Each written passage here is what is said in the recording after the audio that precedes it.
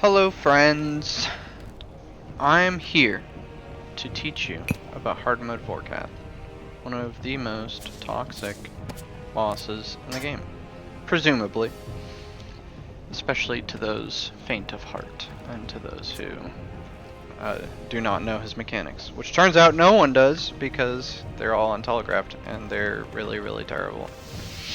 So what we're going to do is we're going to talk about some of those mechanics, and then we're going to talk about gear and stuff, and we're going to watch a couple kills. So with hard mode Vorkath, some of the mechanics that most people don't know about, and it is impossible to find, at least from any of the videos I've seen, is like an actual explanation of when and why Zemo is going to deal damage. There are good guesses, good like approximations, but nothing specific. So in the fight, there's going to be a couple times that we need to keep in mind and that we need to look out for. In phase 2, which you're not going to be in for long, but in phase 2, Zemo will start his quote-unquote finger of death timer. And so if you are comparing that to Vorkath's mechanics, we can tell when Zemo is going to use finger of death based on when we phased him, and there's really 2 points that we're going to have to pay attention to if we're doing the setup and getting similar kills. Of note, if you get a green poison in phase 2, Zemo will finger of death way earlier, and then this devotion method that we're going to do in the fight isn't going to be as helpful. So ideally, you are not getting green poison at all in phase 2. You want to phase Vorkath right after, like literally immediately after he does his hover in the air ice spike attack. If you don't do it immediately after, Zemo will get an extra summon of minions, which means he's still continuing his finger of death timer. And if you see those minions, all that means is that he's in a finger of death a little bit earlier, so it's just even more important that you get this devotion off in time. His other mechanic that people don't really talk about is Blood Siphon, because it's typically just ignored. But it's a good time to soul split, and the damage is not insignificant under certain conditions. Typically, in the fight, since we're clearing the minions here, you're going to see that Blood Siphon actually doesn't hurt all that much. But Zemo will use Blood Siphon and siphon off of his own minions. If he does that, and he has enough minions, that shit can hit up to like 8k. And that's bad. So, wiping the minions out when we do is super important. It is one of the most dynamic and important parts in the fight, because it mitigates really 2 of his mechanics if we do it right. And his other thing is the amount of souls that he has literally doesn't matter for anything. If he has 2 souls in the previous phases, when he gets his 3rd soul, that doesn't mean that volley of souls is coming. The amount of souls that he has is completely irrelevant. Because at certain points you can like phase Vorkath around when Zemo should throw a soul strike at you. But if he never uses that soul strike, he's going to keep an extra soul on hand and never use it. So do not worry about Zemo hitting his 3 souls and then expect a random volley. It will always be after he uses Death Skulls in phase 3. He will not volley at any other point. And then maybe if you're slow when he's alone, he'll volley you again. But it'll still be after Death Skulls. And then with Vorkath and the Ballista, if you are using the Ballista in phase 2, which is good, you should be using the Ballista pretty often. But if you use it in phase 2 and then Vorkath immediately phases, like from the Ballista hit, or while the Ballista's flying out, it will not be off cooldown in time to shoot him down. And you should just teleport out. Because, sure, you can just devotion it, resummon a Hellhound, and continue the fight. But then Zemo and Vorkath will be off sync, which is harder to fight.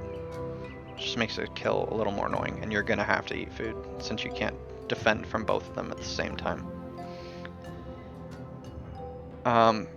If you shoot the ballista and Vorkath autos you once, even once, and then immediately phases into phase 3, you're fine. Just make sure you spam the ballista button. It's a little shitty because the ballista is gonna be not off cooldown at the perfect times, but you can still finish the kill, and that's all that matters here. It'll keep your kill consistent, so you don't have to like teleport out and waste all your overload and stuff. So yeah, that's some of the mechanics I wanted to talk about that nobody does. We're gonna see these in the fight as well, so we will get there. I'll try to point them out to the best of my ability, but I have found I'm terrible at talking in the kill. Let's talk a little street cred before I get into the kill, so you know I'm not bullshitting you on this method. Yep, 472 hard mode kills. Normal mode doesn't really matter, it's these hard mode. This is pain. I'm sad because of this. But with 472 hard mode kills on a hardcore Iron Man, that means I've at least not died 3 times. We'll leave it at that. So these kills are super, super safe, consistent if you're doing them right. And the most important to me at least is that it's not very resource intensive.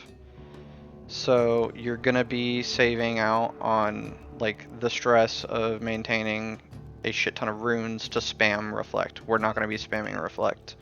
We're gonna use reso maybe once, at most twice. And you can no food it. You can see I stopped using flasks.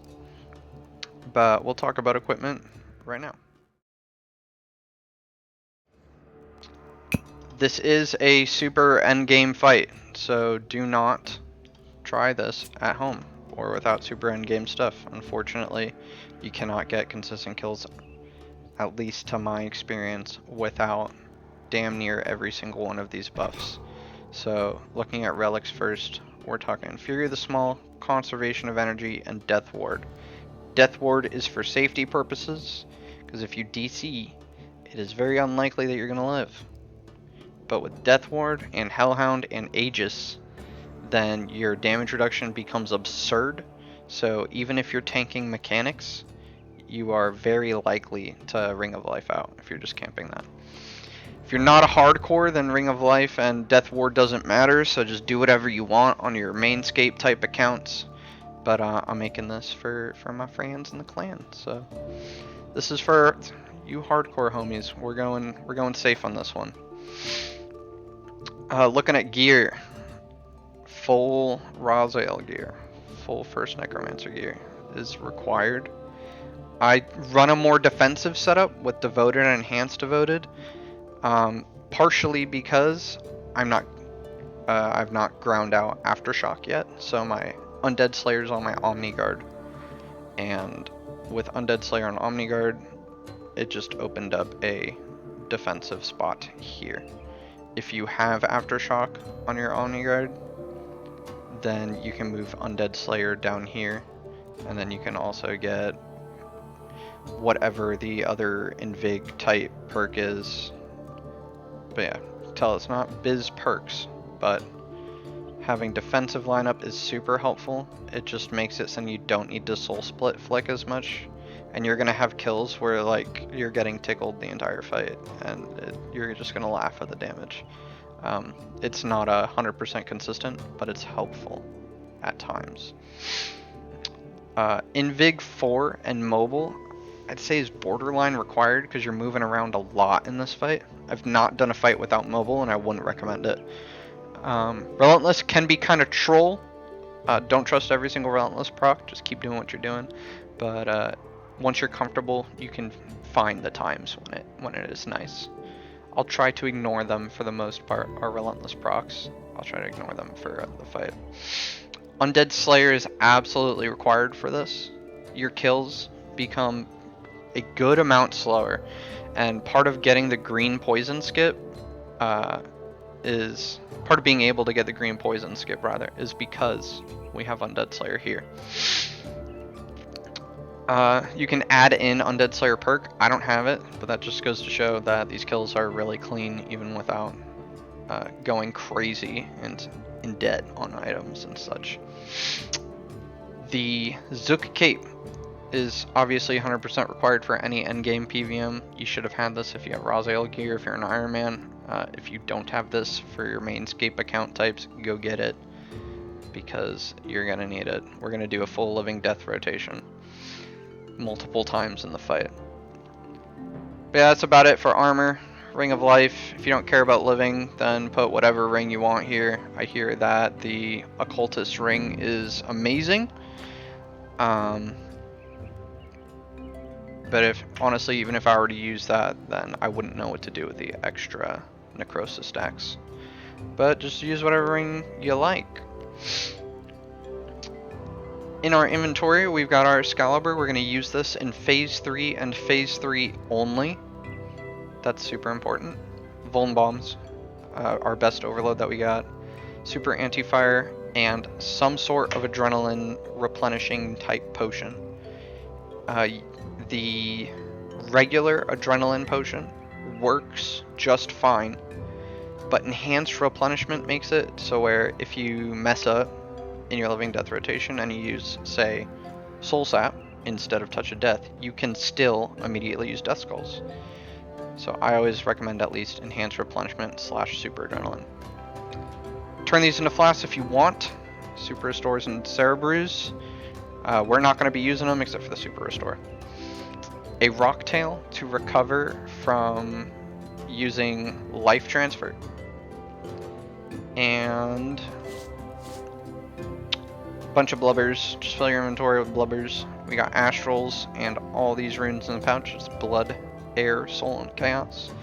That lets us use Smoke Cloud and Prism of Restoration. Expensive spices, just for when you're healing. Keeps you a little more topped up. Our Nexus with a lot of stuff in it. Just whatever you got, put it in there. And Luck of the Dwarves, just because I don't want to get it out of my bank to loot the chests, because I loot them immediately, because once I get this darn scale, I'm done forever here. But yeah, that's about it for inventory. The only other thing, Amulet of Souls is kind of optional. It makes fighting Zemo alone safer. I will not put it on when he flies away, because I always forget to put back on my Salve Amulet. But I will use it at the end of the fight, just to keep me a little bit safer. I don't really care about the damage, because once you're fighting Zemo, you're just chilling. We're just hanging around. And yeah, that's about it. Make sure you have your Hellhound. And when you summon it, I have this in the preset, right? So I'll summon it and then I'll reload the preset again. So in case I forget to use Prism, I can get Hellhound again in the fight and I don't need to leave. So that's about all. We're going to talk with setup. Just remember, since this is endgame, there are lots of other passive effects that you should have by this point. Like we're using Dive, we got Ring of Vigor passive, etc. You should have those by this point. If you don't, then, well, you should work on that. It'll save you in the long run. That's all I'm going to say about that. Let's get into a kill, though. So, pre-fight, we put on our tank gear and a shield. Whatever your best shield is that has a life points bonus. When we go to Anachronia, we're gonna go take a bath, and then we'll do the fight.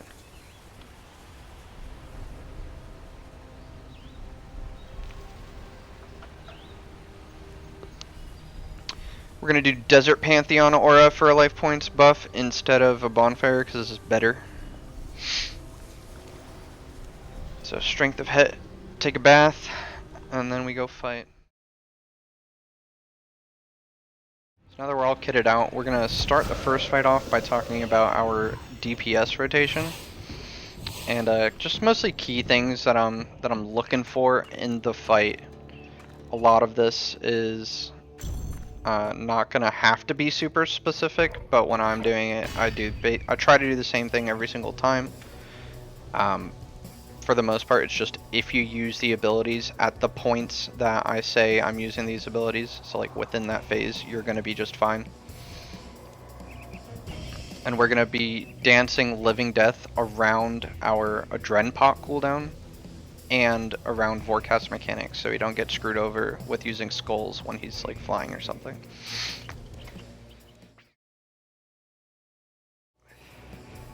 We're going to talk all of our buffs. So we're going to throw in Darkness. We got Aegis, Scripture Adjust, drink both of our potions. And we're going to go in with Extended Conjures and an Activated Ghost. So then when we walk in, activate Skeleton and just debuff into Duskulls. We bloat at this part of the fight.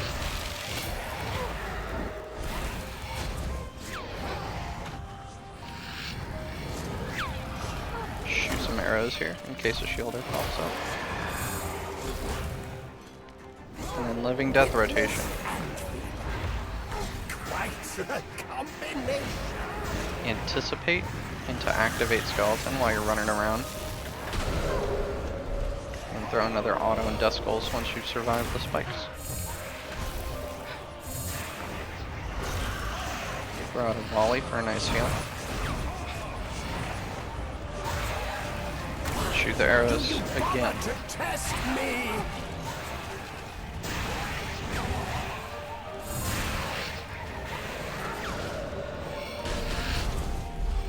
Throw another Vuln. Bloat again. Death Guard Spec. We're gonna volley right here for a heal. T95 Spec. We're gonna arrow away that guy over there.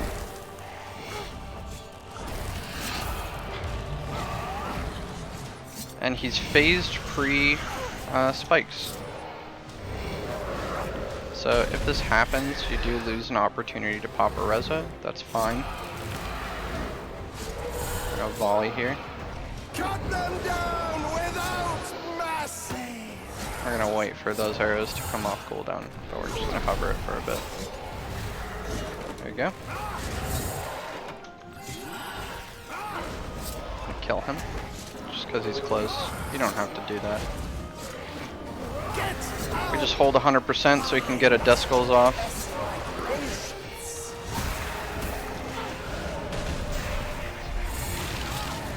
Now we're gonna Death Mark into Threads of Fate, and then volley, sap, volley. You can Finger of Death instead of volley again as well. Just back off, and then go back into Living Death Rotation.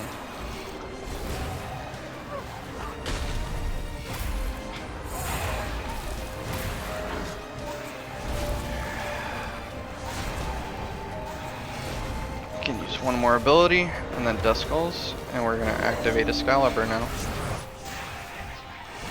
I shall rend the very flesh from your bones. Resummoned our guys. We're throwing the skulls, and then using Resonance, because Duskulls is coming at us. Now from here, it's just kind of make sure that you have enough adrenaline to cast Devotion one more time. But you can do whatever you want. Devotion right here, because it's gonna volley us. You can throw out this other skulls that we have. Now we're just gonna chill for a bit. Now that Vorkath is down, you get set up on Zemo. Run, you loathsome iniquity! And basically what I do on Zemo doesn't really matter, because we're just chilling now. We are just gonna bloat and spec, and then cycle through enhanced autos. And spamming the bow when it's off cooldown.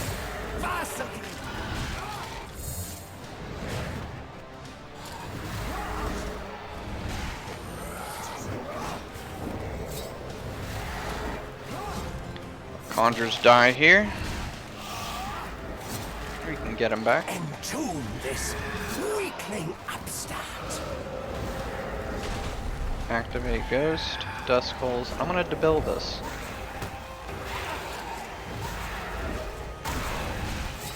I throw the volley early, and then spec him to kill him. And that's it for damage. It's basically just focus living death rotation, and when it's down, focus your specs and bloat. And you get your mid-tier loot. You can see a nice no food kill. Only used resonance once, didn't have to reflect at all. But if you get swarmed by the minions, then feel free to throw a reflect. I'd say really the only ideal time to reflect is in phase 2 / when you're alone with Zemo.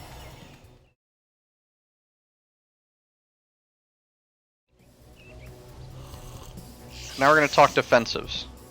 So, using all the same stuff that we did last time for our damage rotation, just going to talk about what defensives I'm focusing and a little bit on why they matter. Starting off the same exact way. My writhing flames shall engulf the rest of your measly dwelling. It is a good idea here to soul split flick if you get comfortable with his damage, just because it actually does a nice job of keeping you topped up, especially if you get hit by his flamethrower. So you can soul split right here with your skulls and finger hitting him. And then we're just gonna chill.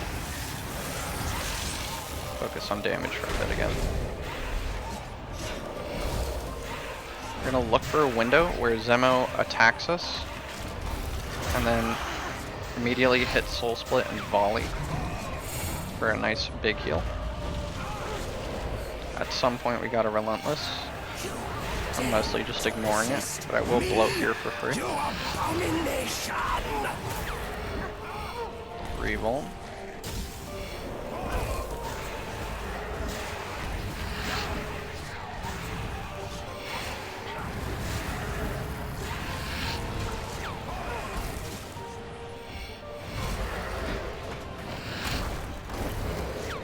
Notice I always try to get a volley off at a time where it's safe to soul split. So if you can find those windows, it's going to keep you topped up really nicely. And here we get Vorkath right after he does his ice spike, so we don't need to worry about an early finger of death. But I'll point out when he could use it when we get there. Cut them down without mercy. Unfortunately, we missed our opportunity to volley him, but that's not a big deal. We debilitate Zemo here, just because we have the Dren and it's free damage reduction, which is always nice. We Skulls, build back up. You cursed weakling. As soon as Vorkath is clickable, Bone, debuff him, and Devotion. So here's where a finger death could happen. So you may want to elect to just keep Protect Necro up the whole time. Now we're back in Living Death. Notice slightly different timing than before, just because last phase is a little longer. That's completely fine.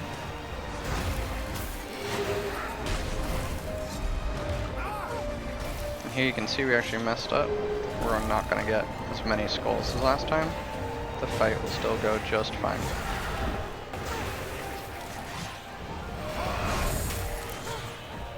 Be gone, gnawing pest. So we activate our Enhanced Excalibur here because we are not going to take off Protect from Necro. We use Devotion there for either the Flamethrower or Skulls, whichever one hits. Get one quick little soul split. Use Devotion.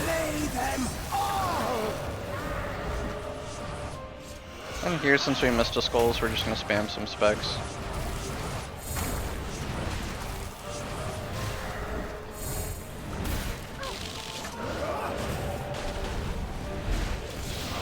And then immediately debilitate Zemo and debuff him. Run, you loathsome iniquity!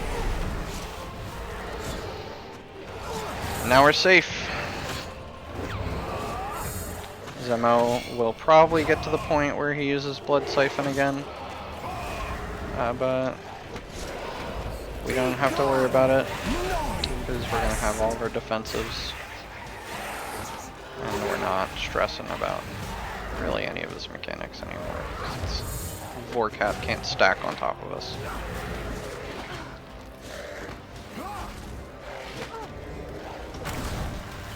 Now that all my conjures are dead, I'll resummon them. Entomb this weakling upstart.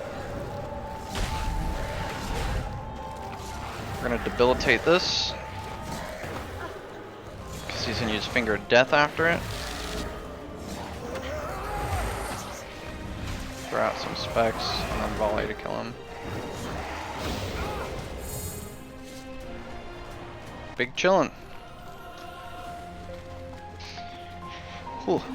And I'll show off one more kill just to talk about the movement as well, because there are so many aspects to this fight occurring at the same time.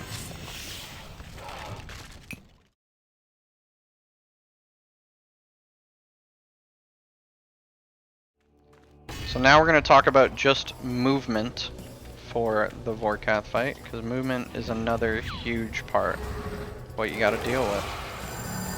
My writhing flames You're gonna see why we're doing everything the here. rest of your measly dwelling. Right, so when we walk in, we only clicked on Vorkath, and we are not clicking to move anywhere else, because Necromancy's range leaves you one tile just outside of Vorkath's second ice ring of his ice spike attack. So in our living death rotation, we're gonna keep standing here until he starts his ice spike. Now we can anticipate and walk directly south, and then bladed dive to this corner. This will lure rangers to be in range of your death skulls. So you can see little Skelly boy over there is getting hit now. Dumb beast! Quickly!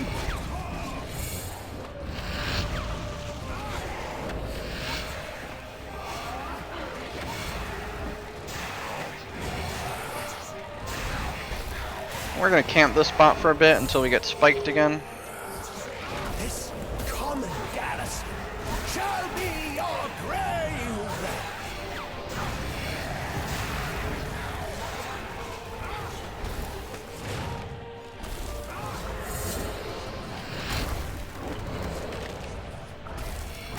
Now we're just gonna look out for this flight, or we're gonna step away. Entomb this We activated Skeleton and anticipated, since we can do that while we're far away.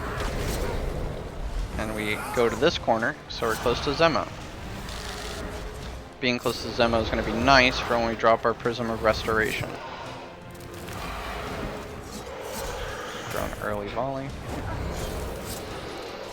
Cut them down without Debil arrows. Now we're going to drop our Prism and our Familiars right there with us. I'm going to kill this dude, I don't like him.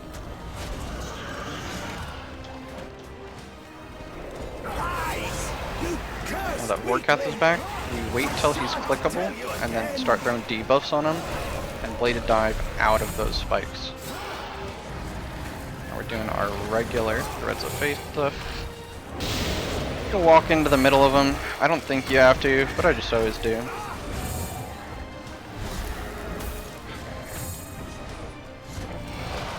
Doing a bold 11 death right here. See, I threw my skulls at max range there.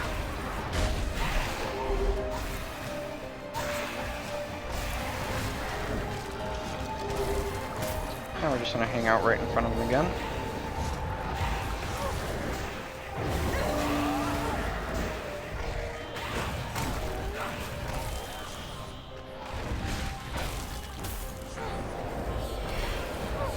Now we're gonna get spiked, Dragon Breath, and Death Scold all at the same time. So when you get entombed, like the weakling upstart that you are, just dive out over to this side, because we're gonna pick a way to walk away from his next mechanic.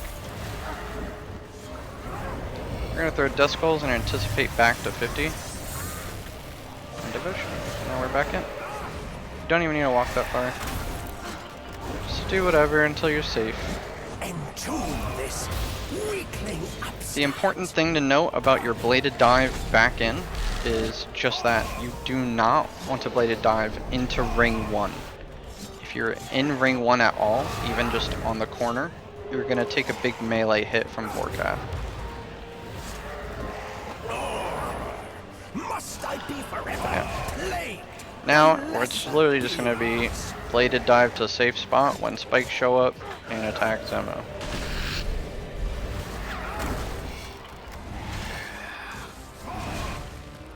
Stay completely still. Be gone, gnawing pest.